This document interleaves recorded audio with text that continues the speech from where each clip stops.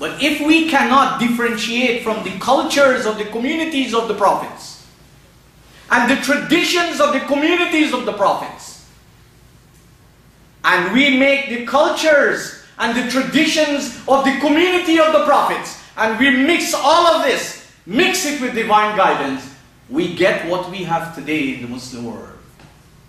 We get what? A mixture of Qur'an, which is read, there's no shortage of reading it, but we get a practice of culture and tradition, which brings us on the same level with Jews and Christians. They too are in a mess. They claim they're better than one another. They claim they're better than the Muslims. The Muslims claim they are better than all of them. Let us stop making claims. Let us become students of the Qur'an. Because the Qur'an does not want you and me to take human gods. This is the main thing. The Qur'an does not want you and me to have human gods. Not the messengers, or not servants of the messengers. We were not asked to become servants of the messengers. The messengers were told very, very clearly that they should not tell the people, كُونُوا عِبَادًا لِي مِن دُونِ اللَّهِ وَلَكِنْ كُونُوا رَبَّانِيِّينَ بِمَا كُنْتُمْ تُعَلِّمُونَ الْكِتَابَ وَبِمَا كُنْتُمْ تَدْرُسُونَ. Because these messengers were teaching the book. They had no other book to teach. Ask all the Muslims of the world who follow everything outside the Qur'an, ask them if there was another book present when the Prophet passed away except the Qur'an. Unfortunately, some of them believe the Prophet never gave a book. He left the Qur'an on the skins of sheep, on the barks of trees, and on rocks. And according to one statement, a goat came and ate 2 leaves from the book. So those 2 leaves are missing for life. I didn't make it up. I didn't make it up. It's in the history of Muslims that they hold so dear. Isn't it sad that here is a book from Allah which He gave to the Prophet, which the Prophet delivered before he left this world, and we Muslims have the audacity to say he didn't leave a book. It took years after for them to put it as a book. And yet there's report that a goat came under the bed and ate 2 leaves from this book. What message are we giving to the non-Muslim world? I conclude when I say that all the backwardness and stupidity and foolishness with which non-Muslims attack the Prophet, it is the Muslims who are the cause for this. It is the Muslims who are the cause for this. In all of their writings, in all of their books, in all of the things they believe in, except the Qur'an. But we don't want to accept the facts. Anytime somebody says something against what we believe, kill him. Because what is the culture of the Muslims? What is the culture from the time the Prophet left this world? They were killing one another. They were killing their own leaders. And today, it is very, very ripe. They don't like somebody, they just kill him. You and I need to please consider the age in what we're living in. What we are following. Who we are following. What really is required of us to follow.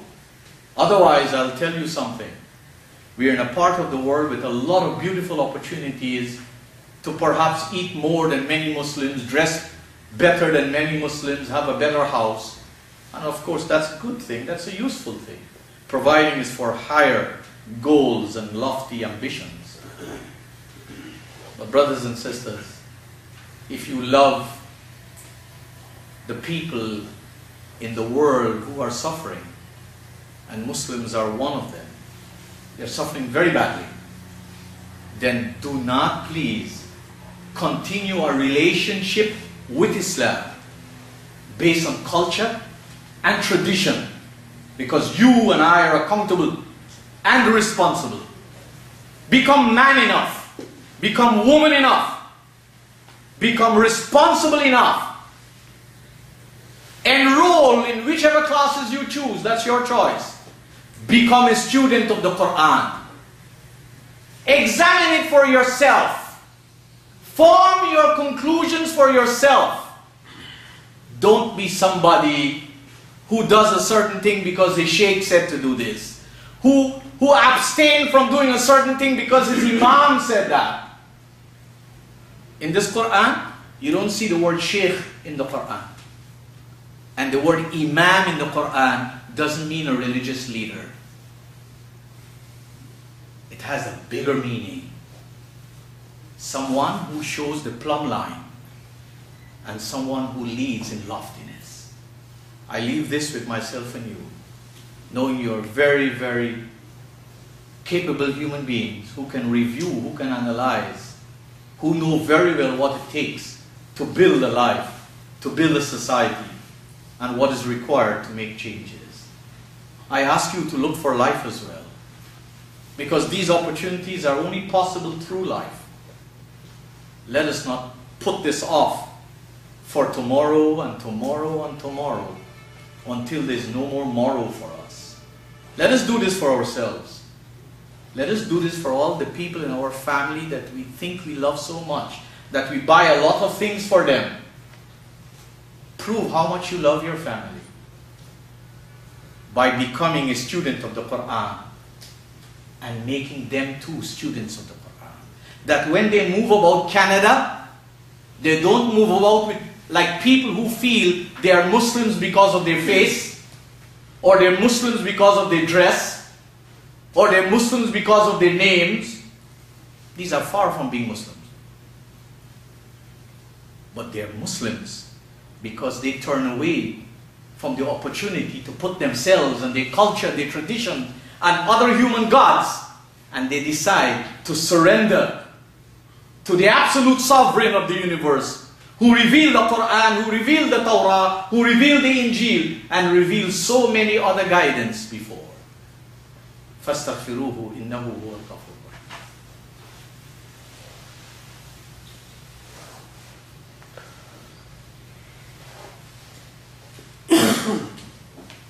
In conclusion, brothers and sisters,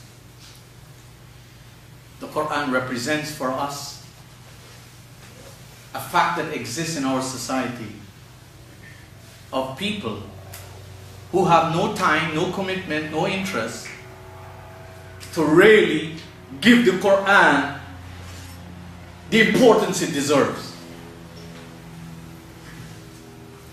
So who do they follow? They follow their Sadat. I don't mean Anwar Sadat.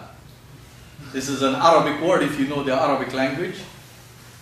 It comes from the verb Sada Yasudu. You heard of Sayyid? And I know there are Muslims who feel they're Sayyid. You know, one day I'll give you a nice experience that I had in Pakistan when I was there.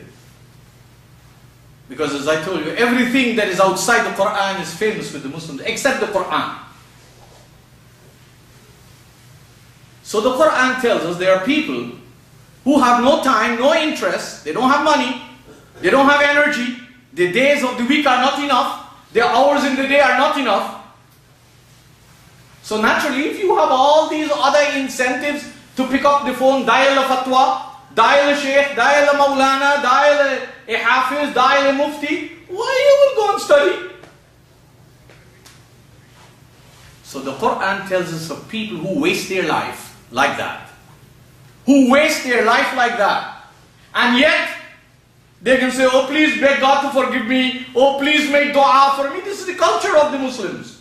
This is the culture of the Muslims. 9 out of 10 in my dealings with Muslims, and I deal with a lot of Muslims. They will say, Rabbana, inna ata'na sadatana wa kubara'ana fa'adalluna as-sabil. This is their response. They will say, oh our Lord, oh our Rabb, you know what I did in my life? What we did in our lives? We were following our Sadat, people of power, people of authority, people of honor.